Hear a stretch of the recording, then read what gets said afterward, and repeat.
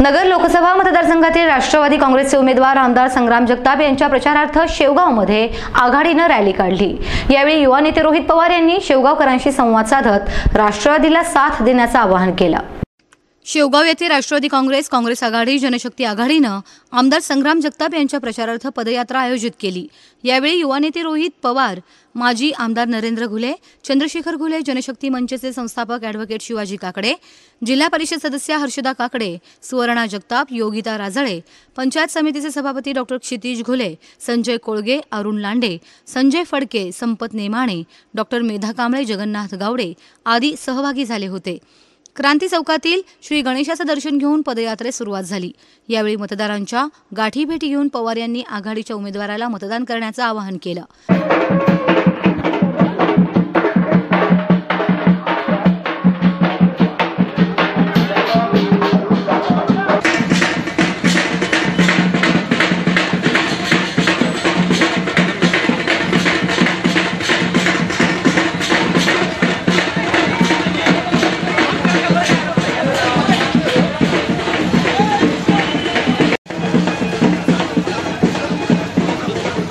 अंबेडकर चौक, क्रांती चौक, शिवाजी चौक, खालसी वेस, नाईकवाडी मोहल्ला, जैन गल्ली, मोची गल्ली मार्गे अंबेडकर चौकापर्यंत पदयात्रा काढण्यात आली।